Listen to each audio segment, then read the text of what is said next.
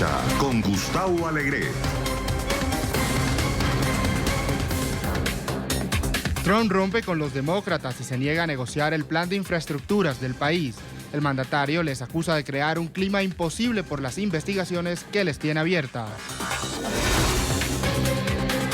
Avanzan en el Congreso 2 proyectos de ley para proteger a venezolanos. ¿En qué consisten?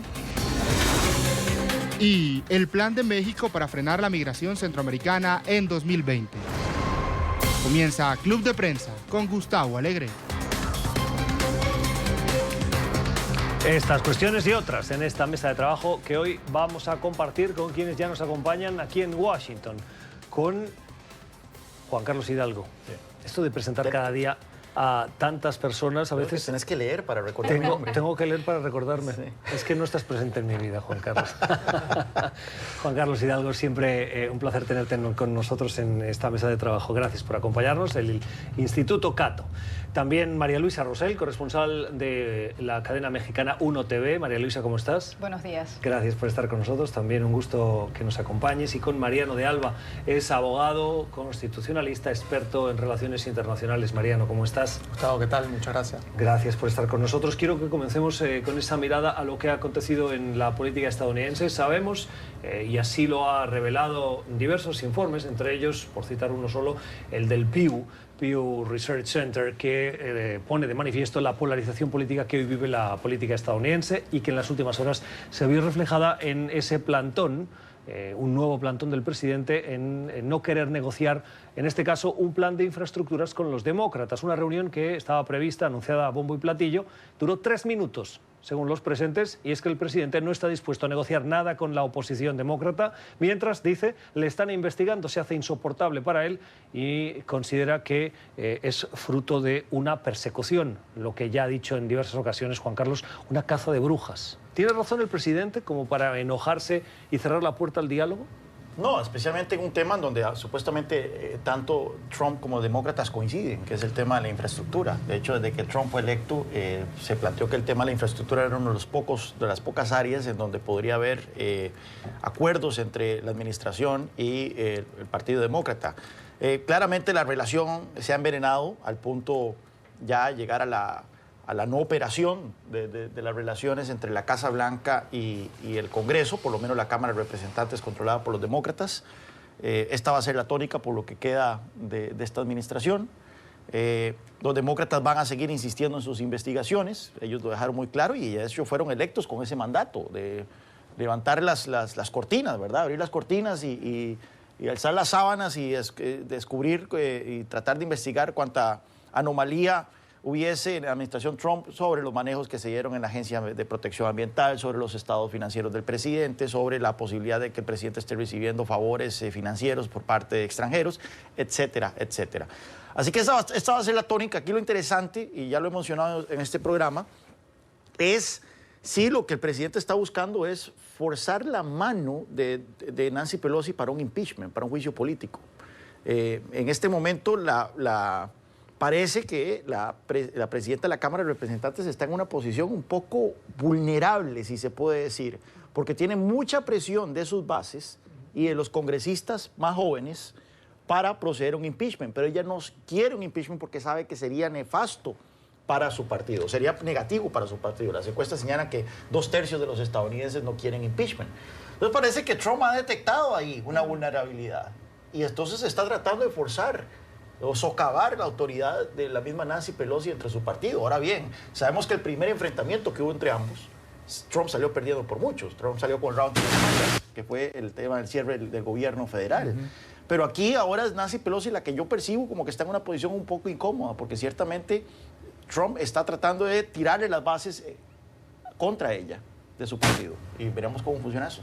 Yo creo que la actitud del presidente nos sorprende. Coincido con Juan Carlos, la actitud del presidente es una actitud desafiante. Si quieren hacerme un juicio político, háganmelo, no tengo ningún problema. Él básicamente está enfurecido porque él había trazado unas líneas rojas. Él no quería que los congresistas o que la justicia en Estados Unidos o las cortes en Estados Unidos indaguen sobre sus finanzas personales, sobre el manejo de sus negocios y el de su familia, el de sus hijos. Y claramente las investigaciones periodísticas, por ejemplo, la más reciente del New York Times, que muestra su cercanía con el Deutsche Bank, cómo este banco alemán le prestó al presidente y a su familia dinero para la construcción de sus emporios, de sus empresas, de sus negocios. Efectivamente es una línea que el presidente había trazado como línea roja. Está molesto, está enojado, y la reacción que tuvo ayer en la Casa Blanca frente a los demócratas, tanto Nancy Pelosi como Charles Schumer, no nos debe sorprender en ese sentido. Lo que viene ahora, yo creo que es un puje entre legislativo, bueno, en realidad no viene, ya estamos viendo, es un puje entre legislativo y ejecutivo para saber hasta qué punto esto llega a dirimirse en las Cortes. Es decir, si es que efectivamente el presidente de Estados Unidos sigue con una actitud desafiante y dice el legislativo no le compete, está sobreponiéndose o excediendo sus funciones, ese es el término, excediendo sus funciones, o si por el contrario la justicia estadounidense y las Cortes, si es que esto llegara a ir hasta las Cortes, dice realmente es una función del Congreso legislar y hacer escrutinio de la conducta y el comportamiento del presidente, y el Congreso está cumpliendo con su rol, que está explícitamente delineado en la Constitución. Entonces no sabemos qué va a pasar. El otro cálculo que yo creo que hay por parte de los demócratas, y la posición de Nancy Pelosi creo que lo confirma, es no solo que la mayoría de o un grupo grande de sus congresistas demócratas están pidiendo que efectivamente se comience todos los procesos y los pasos para un juicio político, pero por el otro lado, que estamos en plena campaña electoral. Hay 20 y tantos candidatos demócratas que se están enfrentando a unas primarias en donde uno de ellos será el que represente al Partido Demócrata frente al actual presidente que va a la reelección. Y el cálculo político es que en algunas jurisdicciones no estaría bien visto, no sería apoyado la posibilidad de un juicio político. Entonces creo que esos dos componentes, por un lado el tema de las elecciones que se vienen en el 2020, y por otro lado que, como decía muy bien Juan Carlos, hay una presión muy grande dentro de su propio partido para un juicio político. Sí, yo lo veo muy parecido a ustedes dos. Creo que está clarísimo que estamos ya en la campaña electoral de lleno, y esto forma parte del juego y de la estrategia, ¿no? Quizás lo que sí me hace dudar un poco, por ejemplo, de si esto forma parte de una estrategia del presidente Trump, es las filtraciones que veíamos ayer de que inclusive su propio equipo le aconsejó que no saliera a dar esa rueda de prensa, pero él estaba de forma muy emocional e insistió en que quería hablar con la prensa sobre este tema luego de ese desplante. Yo creo que, hay indicios muy sólidos de que hay algo que todavía no se ha descubierto y que pudiese ser potencialmente devastador a los efectos de la reelección del presidente Trump. María Luisa ya anunciaba el tema de los impuestos. Hace pocas horas vimos que el Estado de Nueva York emitió una legislación que va a permitir que se publiquen algunos documentos relacionados con el presidente, de sus negocios y de sus impuestos personales. Ahí potencialmente hay algo. Creo que ese es el juego de parte del Partido Demócrata, tratar de quizás no llegar al impeachment, y hay un debate sobre esto que va a ir creciendo, como bien decía Juan Carlos, pero sí tratar de dinamitar o hacer evidente que el presidente Donald Trump o muy probablemente cometió alguna irregularidad antes o durante su presidencia, sobre todo el tema del pago de los impuestos, y tratar de que eso pues le quite algún tipo de apoyo y de posibilidades de reelección. Pero al mismo tiempo Trump está tratando de redoblar, pienso yo, y lo que yo veo, él está tratando o se va a tratar de apalancar en dos cosas. Uno, en su base, y dos, en el buen estado de la economía estadounidense, y tratar de que eso sea lo que lo lleve a un nuevo periodo de la Casa Blanca. Y luego, con respecto al tema de las Cortes, creo que es muy probable que allí Trump termine perdiendo, y por lo tanto la estrategia del presidente va a ser tratar de que las Cortes no fallen definitivamente en su contra, sino hasta después de su reelección. Vamos a una primera pausa en nuestro club de prensa de hoy. Al volver hablamos de una reunión de la diplomacia mexicana y estadounidense que se va a producir hoy. Los cancilleres o responsables de política exterior se encontrarán esta tarde en un clima enrarecido por las acusaciones del presidente Trump contra el gobierno de Andrés Manuel López Obrador. Seguimos en Club de Prensa con las opiniones de Juan Carlos Hidalgo, de María Luisa Rosell y de Mariano de Alba. El día en el que en Washington a las 5 de la tarde, hora de la costa este, está previsto que el secretario de Estado Mike Pompeo reciba a su homólogo mexicano Marcelo Ebrard. Y en la mesa están diversas cuestiones, probablemente la más relevante, y lo ha sido en los últimos años, el tema de la inmigración, y particularmente sensible para esta administración que, en boca de su presidente, ha acusado en múltiples ocasiones al presidente mexicano Andrés Manuel López Obrador de no hacer lo suficiente para contener la llegada de migrantes que vienen del Triángulo Norte, de Honduras, El Salvador y Guatemala, a través de México, buscando entrar en Estados Unidos.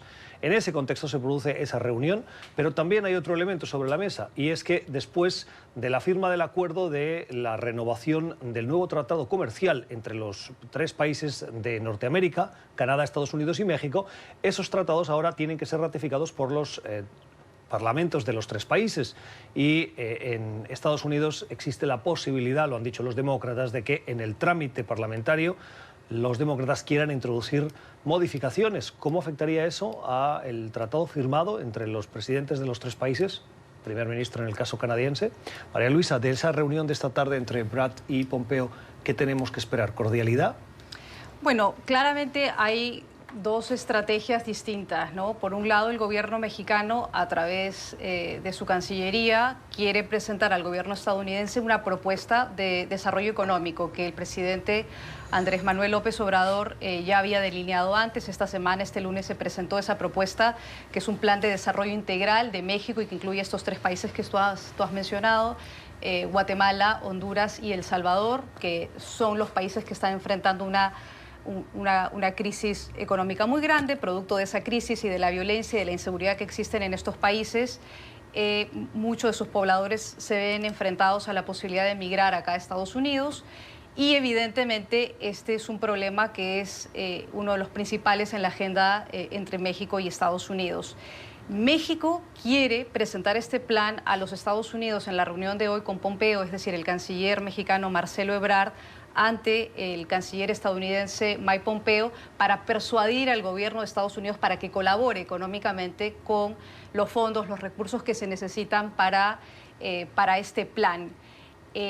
No sabemos si lo va a lograr. Hay un poco de escepticismo por parte del gobierno de Estados Unidos ante los argumentos del gobierno mexicano. El gobierno de Estados Unidos, a través del presidente, lo hemos visto desde que se lanzó a la presidencia hasta hoy, que sigue en ejercicio, tiene un lenguaje muy violento, muy agresivo hacia los mexicanos en general, hacia la inmigración ilegal en particular.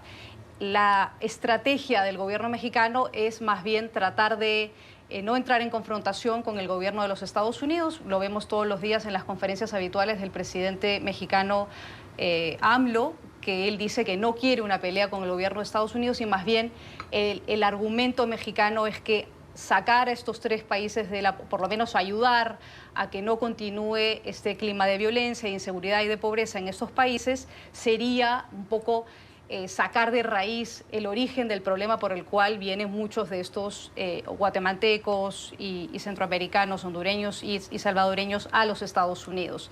También está pendiente el tema de la presión que ejerce Estados Unidos en este momento para que sea desde México en donde los ciudadanos de esos países tengan que tramitar su solicitud para una visa de asilo en Estados Unidos.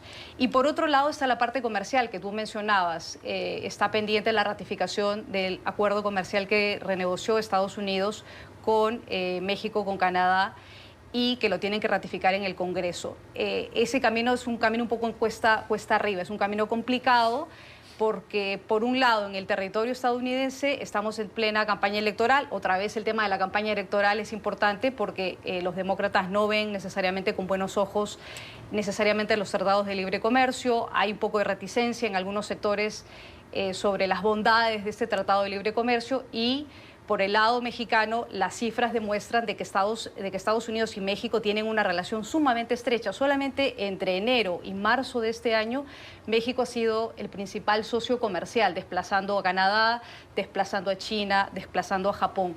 Es en el interés de los dos países y de los consumidores de ambos países que esa relación se mantenga. No sabemos qué va a pasar en esta reunión, vamos a ver qué ocurre. ¿Va a tener la capacidad Ebrard de convencer a Pompeo? Yo creo que no, yo creo que esto es una reunión sobre todo rutinaria de intercambio de información, de perspectivas. A ver, mucho se habló, Gustavo, de que con AMLO en la presidencia íbamos camino a un enfrentamiento muy frontal entre México y Estados Unidos, y creo que el tiempo ha demostrado que no necesariamente va a ser así. Creo que el gobierno de México, ya inclusive cuando Peña Nieto, ha demostrado tener una política migratoria que le conviene a Estados Unidos, recibiendo mucha gente y permitiendo que procesen sus solicitudes de asilo en territorio mexicano, y no solamente centroamericanos, sino también, por ejemplo, el caso de venezolanos. Entonces, en el tema de la inmigración creo que hay una tensa calma, pero creo que de alguna forma el gobierno mexicano le ha tendido la mano a Estados Unidos y ha buscado formas de rebajar la presión, y básicamente eso ha sido permitiendo que muchas personas, muchos centroamericanos, pues estén en México mientras tratan de ver o definir si logran o no entrar a Estados Unidos. Por otro lado, el tema de este plan, creo que desde un punto de vista de la idea, de la política, es quizás la estrategia correcta, ¿no? Debemos ayudar a Honduras, a Guatemala y El Salvador a que mejore su situación interna, mejore su situación económica, y esto va también a rebajar la presión. Ahora, en este momento no veo a Estados Unidos ni al gobierno de Donald Trump en una actitud de sí, vamos a hacer este plan, ni a comprometer recursos con este tema, así que yo creo que ahí hay que tener bastante cuidado. Sí, me preocupa el tema comercial en particular, porque aquí ni siquiera depende de la administración Trump lograr que se apruebe el TEMEC, o como se le ha llamado en español. Ahora bien, debo dejar claro, yo prefiero que se quede el actual NAFTA a que sea sustituido por el TEMEC. Creo que el TEMEC es un acuerdo mucho más proteccionista y que va a surtir un efecto negativo principalmente en la industria automotriz de América del Norte. Sin embargo, aquí el punto de contención es el tema de la legislación laboral. Los demócratas quieren introducir lenguaje en donde se haga un enforcement, donde se estipule cómo se va a hacer cumplir las normas laborales que México acaba de aprobar en su Congreso para actualizar su legislación laboral de acuerdo a los lineamientos del TEMEC. Pues los demócratas dicen, bueno, no importa lo que México ponga en la legislación, si no se cumple, no sirve de nada. Entonces ellos quieren introducir lenguaje dentro del TEMEC para incluso establecer que inspectores estadounidenses vayan a las fábricas y los lugares de trabajo en México a determinar si en verdad se están cumpliendo esa legislación. Ahora bien, probablemente a México no le guste mucho eso, ¿verdad? Es una violación a la soberanía mexicana y eso podría ser un punto de contención importante. También está la pregunta de si más bien los demócratas están buscando excusas para oponerse a este acuerdo también. Y una vez que les den eso, van a buscar otra cosa para oponerse y así. Sabemos de que efectivamente, como vos mencionabas, María Luisa, hay demócratas, Elizabeth Warren, Bernie Sanders y demás, que son muy influyentes, que se oponen a los acuerdos comerciales no matter what, sin importar qué. Entonces, eso es un tema que va a ser... hay que ponerle cuidado, puesto conforme pase el tiempo, y más ahora que ya discutimos la relación venenosa entre demócratas y Donald Trump, no creo que los demócratas bajo ninguna circunstancia quieran darle un triunfo legislativo a Trump en lo que resta de su mandato. La pregunta es qué va a hacer Trump entonces si no se sale con la suya con este acuerdo comercial. Está la amenaza latente que él ha dicho de sacar a Estados Unidos del NAFTA, lo cual sería bueno, como mencionabas, sería un tsunami, un terremoto a la economía norteamericana. Pero eso es un escenario muy poco plausible, ¿no? En el sentido de que la realidad de la economía de Estados Unidos está tan intrínsecamente vinculada a México que el mismo Congreso podría llegar a oponerse. Eso es bueno, hay una discusión legal. Hay una discusión legal de si en verdad Trump puede hacer esto de manera unilateral sin consultar al Congreso.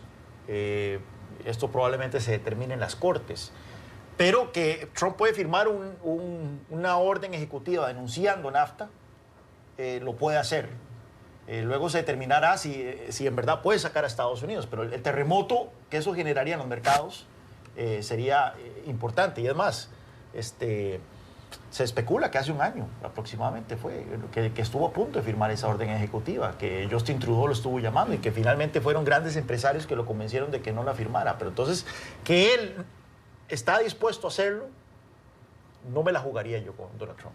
Y hay otro punto, Gustavo, si me permites. En materia de cooperación y de seguridad entre México y Estados Unidos, todavía está en vigencia el Plan Mérida o la Iniciativa Mérida, que es un plan que rige desde 2017 y que vincula la cooperación entre ambos países, México y Estados Unidos, y sus fuerzas de seguridad para el combate del crimen y que se lanzó en la época del gobierno del expresidente Calderón. Una de las cosas que ha repetido constantemente el actual presidente mexicano, Andrés Manuel López Obrador, es que ese plan no funciona. Y lo que quiere es una reorientación del plan, es decir, utilizar los recursos de ese plan, que son mucho menores a lo que era el Plan Colombia en 15 años. El Plan Colombia creo que fueron más de 15.000 millones de dólares, este plan es 3.000 millones de dólares.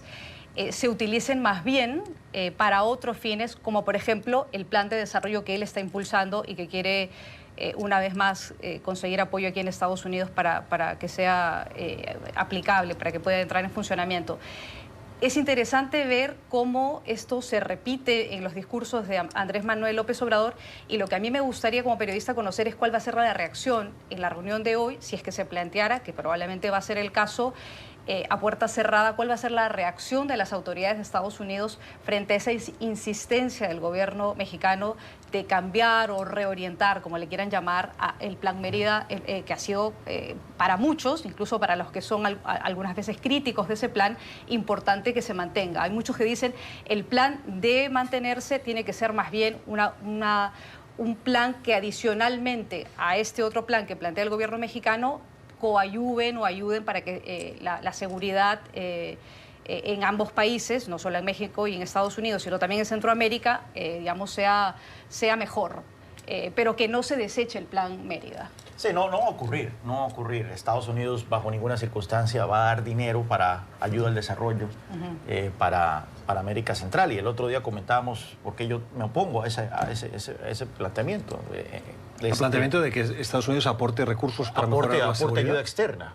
¿Por qué no? Bueno, lo mencionábamos en el programa del martes. O sea, la cuestión es que inyectar recursos en países con serios problemas institucionales, con gobiernos corruptos, más bien termina agravando las cosas. Las investigaciones académicas son muy...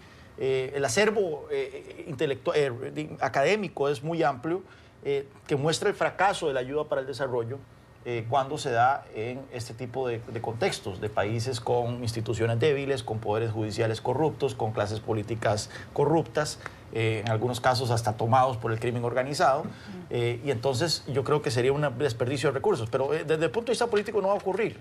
La administración Trump no entretiene esa idea, y vemos lo que incluso ocurrió en la administración Obama. El presidente Obama en su momento planteó la Alianza para la Prosperidad, precisamente para el Triángulo del Norte, que establecía dar $1.000 millones a estos países, y al final el Congreso terminó aprobando 750 millones, una cifra inferior, y que no sabemos exactamente qué clase de efecto está teniendo ese desembolso en estos países. A ver, yo veo a Marcelo Ebrard muy cómodo en esta reunión. Primero, en el tema de inmigración, México está respondiendo de una manera que la tensión ha bajado. Y no creo que ahora que entramos en la campaña electoral, quizás la retórica por parte del presidente va a subir, pero al mismo tiempo no veo cambios sustanciales. En segundo, desde el punto de vista económico, creo que el obstáculo más grande para que entre en vigencia ese nuevo tratado es el Congreso estadounidense, sí. Y por lo tanto, básicamente ahí México no tiene nada que hacer, sino esperar a ver qué ocurre. Y en tercer lugar, es curioso cómo vemos a un gobierno estadounidense muy crítico, por ejemplo, con el gobierno de Iván Duque, el gobierno colombiano, en tema de crimen y drogas, pero eso no se ve tanto en el tema, en la relación Estados Unidos-México. Entonces, ese es un tema que yo pienso que por ahí sí podrían venir mayores enfrentamientos, pero por el momento creo que al menos la visión de Trump y en consecuencia de Pompeo es enfocarse sobre todo en el tema de inmigración. Otras cuestiones de la actualidad nos llevan también al Congreso para hablar de Venezuela. Dos proyectos de ley avanzan, uno en el Senado, en el Comité de Relaciones Exteriores del Senado, y otro avanzó en las últimas horas en otro comité, en este caso de la Cámara de Representantes. El del Senado es la conocida como Ley Verdad, que busca ayudar la crisis humanitaria y la falta de democracia en Venezuela, y el de la Cámara de Representantes impulsa lo que se conoce como TPS o estatus de protección temporal para los venezolanos que salen de esa situación de crisis política y humanitaria. Son dos proyectos de ley que tienen que pasar aún por esas dos cámaras, ser aprobados, ir a las cámaras contrarias, o en el caso del Senado la de representantes, la de representantes al Senado y sucesivamente, y una vez negociadas acabar en la mesa del presidente de los Estados Unidos. Un largo recorrido, pero que da esperanza, Mariano, a los venezolanos. ¿Por qué es importante estos dos proyectos de ley? Bueno, a ver, creo que distintos, ¿no? En primer lugar, el del TPS, hay muchos venezolanos en situación irregular en Estados Unidos o inclusive que llegaron con su visa de turista, y creo que hay una presión mayor, sobre todo teniendo en cuenta la respuesta inédita y beneficiosa que ha tenido la mayor parte de los países de América Latina con respecto a la migración venezolana, de que Estados Unidos, que ha tratado de llevar la batuta en la crítica al régimen de Maduro y en tratar de buscar un cambio de gobierno, pues también ofrezca algún tipo de alivio a los venezolanos que están en Estados Unidos, ¿no? que son muchísimos. Yo creo que eso, desde el punto de vista del Partido Republicano y sobre todo desde el punto de vista de la Casa Blanca, no hay seguridad sobre si esa medida conviene o no, pero aparentemente, y esto lo conecto con la Ley Verdad, pareciera que estamos caminando hacia una especie de consenso bipartidista entre el Partido Republicano y el Partido Demócrata con respecto a varios puntos, ¿no? Uno podría ser este tema del TPS, y luego entramos en la propia resolución de la crisis venezolana. Uno de los puntos centrales de la Ley Verdad es que establece de forma muy clara de que la política estadounidense debe ser buscar una salida política y negociada a la crisis en Venezuela, cosa que es bastante distinta a la que han hecho, al menos desde el punto de vista de la retórica, altos funcionarios de la Casa Blanca. Y después, en segundo lugar, buscar mecanismos y buscar comprometer recursos específicos del presupuesto estadounidense para no solamente atender la crisis humanitaria en este momento a través de organizaciones internacionales, lo que no sé si es muy probable, pero sí una vez que haya un cambio en Venezuela, pues que al menos esté ya en pie una cierta arquitectura que permita desembolsos suficientes para empezar a reconstruir el país. Lo más importante ahí es para mí el TPS, ciertamente para regularizar y permitir que los venezolanos puedan establecerse temporalmente aquí en Estados Unidos. Es interesante porque el TPS es una figura que se utiliza para desastres naturales. Y precisamente la administración Trump retiró la protección del TPS. Bueno, pero en el caso de, por ejemplo, El Salvador, el gobierno de Reagan lo otorgó por un conflicto bélico, ¿no? Yo creo que fue más bien no fue por los terremotos que hubo en el 2001. Eso en el caso de Nicaragua. No, el del 2001 en el terremoto de San Salvador, los dos terremotos que hubo con un lapso de un mes. No estoy al tanto de que fuera para la guerra civil. Si fue así, entonces me corrijo. Pero lo que sí... Me confirman que fueron los terremotos. Fueron los terremotos. Estabas en la razón. Ok, entonces son para desastres naturales. No sé si alguna vez se ha dado por alguna razón que no fuese eso. La administración Trump retiró el TPS, creo que se lo retiró a El Salvador, ¿no? Se lo retiró a Guatemala. Estos países también, Guatemala y Honduras. Honduras estoy seguro, no sé si Guatemala fue, pero fue por el huracán Mitch, que fue en 1997. Entonces siempre son desastres naturales. A Nepal se le había dado también por el terremoto. Con el tema del terremoto. Con el tema del terremoto. Entonces lo interesante que es que se está contemplando, no sé si por primera vez, pero me parece que es por primera vez dárselo a un país por una cuestión que no sea una tragedia natural.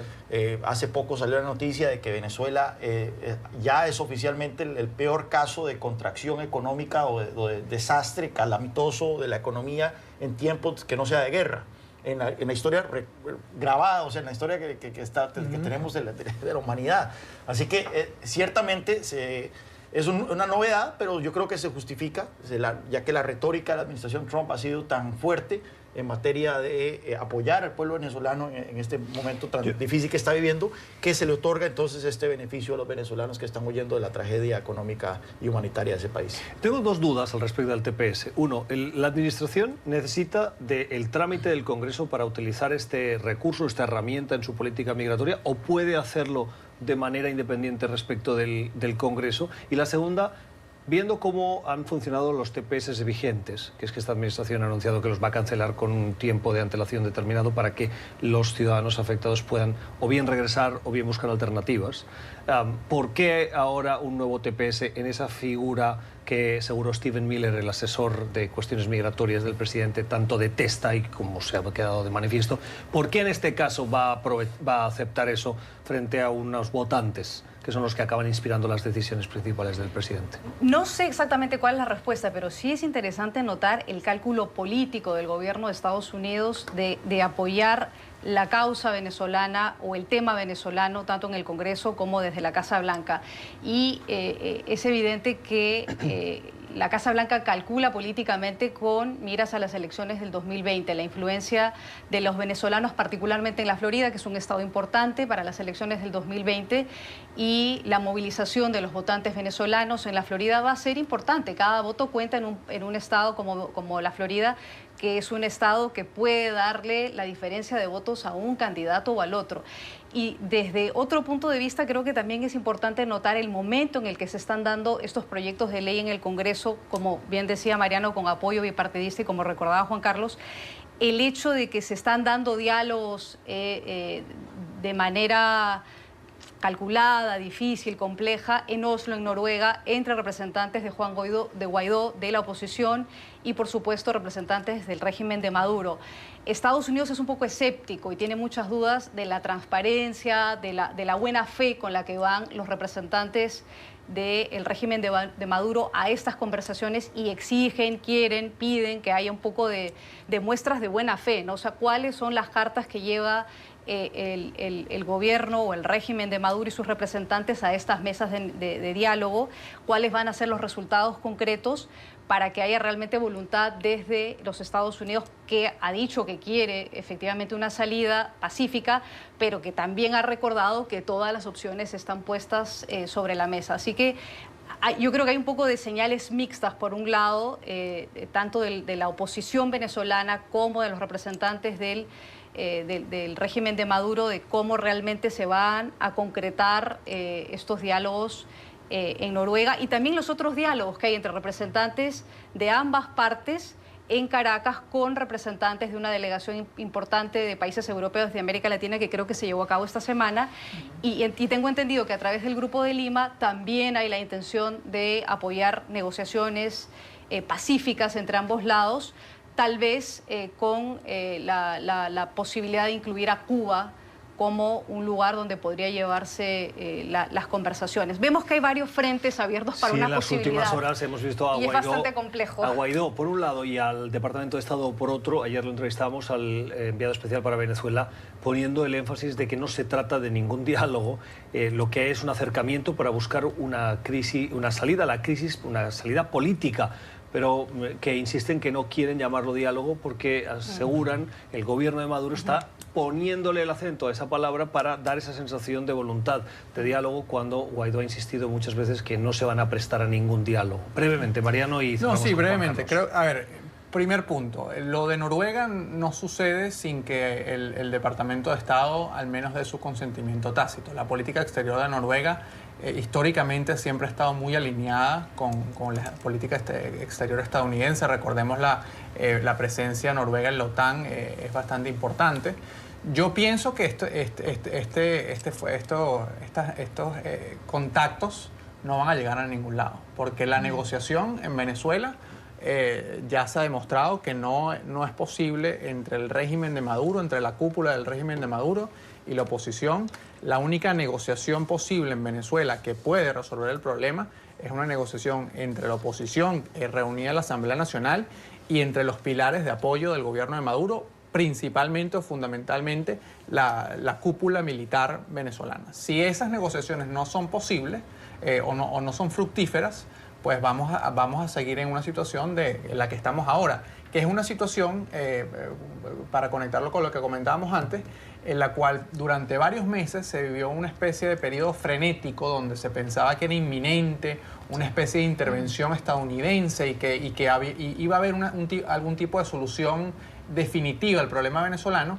Y ahorita estamos entrando en una especie, inclusive a nivel internacional, en una especie de realización de que la situación, la solución no es tan sencilla y que pasa necesariamente por algún tipo de negociación. Ahora, yo sí pienso que es un error por parte de la comunidad internacional pensar que esa negociación va a ser posible con la cúpula del gobierno de Maduro, que ya ha demostrado durante muchísimos años que está aferrada al poder y que utiliza, como tú bien decías, Gustavo, este tema del diálogo para básicamente tratar de calmar los ánimos y tratar de seguir ganando tiempo. Juan Carlos. No, yo más bien quería oír lo que Mariano tenía que decir y más bien, si puedo hacerle la pregunta de qué opina de la idea de meter a Cuba como un elemento en estos contactos o en esta negociación. Yo creo que es totalmente, absolutamente errada. A ver, ¿Cuba no es parte de la solución? No, Cuba es parte del problema, pienso yo. Claro, y Cuba, por tanto tiene que ser parte de la solución, ¿no? Pero es que... Porque entonces, si enfocamos el problema sin contar con la solución, sí. ¿Qué opinión tienes? No, yo creo que, fijémonos que inclusive la canciller de Canadá estuvo en Cuba hablando del tema de Venezuela hace pocos días. Yo creo que hay situaciones que son muy difíciles de cambiar desde el punto de vista diplomático, aunque haya una voluntad de efectivamente conversar. Yo no pienso que las conversaciones en sí son negativas, pero yo sí pienso que hay que ser un poco realistas y entender que el régimen de Cuba le conviene que continúe Maduro, que va a enfrentar un periodo una inestabilidad muy intensa si cae el régimen de Maduro, y por lo tanto el juego del régimen cubano es que tratar de que Maduro se perpetúe en el poder. Entonces no veo al régimen de Cuba dando algún tipo de salida o de solución al problema de Venezuela. Más bien creo que más que nunca ahora la comunidad internacional se está dando cuenta que al final de la historia Cuba, Rusia no van a cambiar su posición hasta que sea evidente que va a haber un cambio de gobierno, y que la única solución posible diferente a que Maduro permanezca en el poder es que efectivamente los sostenes, la cúpula militar, le reste su apoyo. Hay otro factor, perdón. Tengo que ir a la pausa. Okay. Brevemente. Solo 5 segundos, y es que recordaba un dato que traía el Washington Post esta semana sobre estadísticas de Data Analysis, la encuestadora en Caracas, y es el riesgo que existe de que la figura de Guaidó se vaya debilitando. Simplemente en términos de aprobación de febrero de este año a abril, ha caído 5 puntos porcentuales su imagen como la figura principal para poder llevar adelante una posibilidad de una salida pacífica y sacar al régimen de Maduro. Creo que la preocupación dentro de Venezuela también es esa, y también hay que reconocer que es un momento en que el régimen de Maduro está totalmente debilitado porque se hace cada vez mucho más difícil su permanencia en el poder. Lo interesante de esta encuesta es, para completar, que la caída de Guaidó no la gana Maduro. La gana él, no hay nadie. Es decir, una profunda o mayor desafección por parte de los venezolanos de su clase política. En general. Que en lugar de que haya una realización, yo creo que hay una resignación, ¿no? El análisis de nuestros invitados hoy en este Club de Prensa. Pausa. Crecen los rumores en el Reino Unido, rumores que indicarían que Theresa May podría acabar dejando la posición de primera ministra. Esto por el fracaso que ha generado enésimas veces, hasta 4 le han rechazado sus planes para formalizar el Brexit del Reino Unido de la Unión Europea, la salida del Reino Unido de la Unión Europea, y en este último intento las cosas no pintan demasiado bien para ella. Y eso que, Juan Carlos, en esta última propuesta incorporaba la posibilidad de un segundo referéndum, pero lo que, como decía ayer un analista, en lo que sí se han puesto todos de acuerdo es que están todos en contra de las propuestas de Theresa May. Todo indica que, según los reportes, mañana Theresa May va a presentar su renuncia. Ayer renunció del gabinete Andrea Leadsom, que es la jefa del Partido Conservador en la Cámara de los Comunes. Al parecer, Andrea Leadsom está renunciando para lanzar un desafío por el liderazgo del Partido Conservador. Y bueno, lo interesante aquí es si renuncia Theresa May, ¿quién va a quedar como el primer ministro? Yo creo que no recuerdo en tiempos recientes que en el Reino Unido quede un primer ministro en ejercicio, porque para elegir un líder del Partido Conservador se tiene que hacer un proceso, y ese proceso parte porque se presentan los distintos candidatos al liderazgo del Partido Conservador y los parlamentarios votan para reducir esa terna a únicamente 2 personas. Y luego es la militancia del Partido Conservador, los militantes, los que votan por esas 2 personas para ver cuál termina de líder. Esto requiere varias semanas, es un proceso que requiere varias semanas. Usualmente, como se ha hecho esto, se ha materializado mediante, mientras hay un primer ministro, como ocurrió con David Cameron. Él renunció justo el día después del referéndum, pero ahí empezó el proceso para sucederlo mientras David Cameron permaneció como primer ministro. No, supuestamente mañana Theresa May renuncia, va a haber un primer ministro en ejercicio, que no se sabe quién sería, mientras el Partido Conservador escoge a su líder, que sabemos que si bien los parlamentarios conservadores tienden a ser más moderados con el tema del Brexit, incluso había una mayoría de parlamentarios conservadores que estaba a favor del Remain a la hora del referéndum, lo cierto es que la militancia del partido es mucho más radical en ese tema. Entonces, es casi que inminente de que una de esas 2 personas que va a ir a la terna final será Boris Johnson, y es muy probable de que Boris Johnson sea electo por la militancia del Partido Conservador como el líder del Partido Conservador, y por lo tanto automáticamente sería el próximo primer ministro del Reino Unido. Yo también había escuchado a Boris Johnson como el candidato que tiene las mayores papeletas para quedar como el próximo primer ministro de Inglaterra. Yo creo que quizás este va a ser un momento cumbre, ¿no? Donde se van a definir muchas cosas. Creo que este ha sido un proceso sumamente largo donde inclusive hemos quedado muchos incrédulos, ¿no? Porque se ha hablado de el hard Brexit, el soft Brexit. Al final no se ha logrado concretar ninguna propuesta. Justamente lo que hunde a Theresa May es la posibilidad de un segundo referéndum, cosa que se había escuchado con mucha fuerza como una posible salida a la crisis. Parece que no va a ser así porque no existe el apoyo político.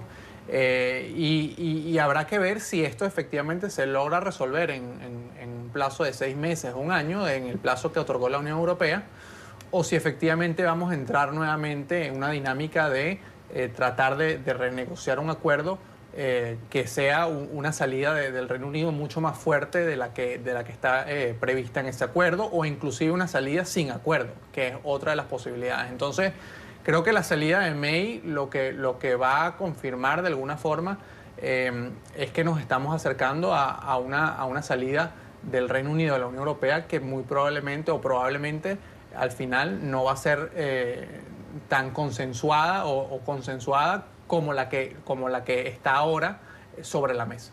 Y en este contexto, a mí me llama mucho la atención la figura de Nigel Farage, que es este político británico que ha jugado un papel muy importante en apoyar el Brexit desde el inicio, que incluso hay investigaciones muy serias periodísticas como la de Bloomberg que lo vinculan a la posibilidad de que él se haya beneficiado económicamente del Brexit a través de la adquisición de encuestas la noche previa al Brexit. Sin embargo, ha sobrevivido a toda la tormenta que eso ocasionó, que esa investigación ocasionó, y es uno de los que tiene en este momento mayor apoyo, y probablemente en las elecciones europeas del día de hoy su partido sea el que tenga una de las mayores votaciones, que es un partido de ultraderecha o de extrema derecha. Una vez más, es muy controvertida la figura de este político británico, y la actitud que él ha tenido por algunos considerada irresponsable en lanzar la idea del Brexit, apoyar la idea del Brexit y luego incluso ser vinculado a la posibilidad de que se haya beneficiado de encuestas la noche anterior a la votación del Brexit. Última pausa en Club de Prensa. Regresamos con unos segundos finales para hacer algún último comentario sobre la actualidad. Ya volvemos. Bueno, los últimos segundos para hacer un comentario breve sobre una decisión de Jair Bolsonaro, el presidente de Brasil, que ha tenido que dar marcha atrás en su política de armas. Parece que no le va a ser tan fácil a los civiles adquirir armas y particularmente fusiles por las numerosas críticas que ha recibido, Mariano. Sí, bueno, creo que, a ver, es una demostración más, primero, de que una cosa son las promesas electorales y luego lo que sucede efectivamente una vez que un gobierno está en ejercicio. Y más que eso, para mí, es una demostración de las divisiones importantes que hay dentro del gobierno de Brasil. Una facción del vicepresidente Hamilton Mourão, que ha criticado mucho decisiones o anuncios de Bolsonaro que luego no se han materializado. Y fíjate que con este tema de las armas vemos al ministro de Justicia, Sergio Moro, cuyo nombramiento fue muy criticado en su momento porque fue el fiscal que llevó adelante las investigaciones del caso de Odebrecht y luego Bolsonaro lo nombró como ministro de Justicia, quien es el que en una entrevista radial admite que obviamente entregar armas largas a la población civil era quizás pues una exageración. Esas armas largas nada más van a estar en manos ahora de ciertas personas que viven en zonas rurales para protegerse, y por lo tanto es una demostración de que las decisiones, una cosa son las decisiones que se prometen en el foro público y luego otra cosa es efectivamente emitir y ejecutar ciertos decretos. Las opiniones de los analistas que hoy nos han acompañado, Mariano de Alba, Juan Carlos Hidalgo y María Luisa Rosell. Gracias a ustedes por la generosidad de su tiempo. Volvemos mañana, no sin antes desearles una feliz jornada.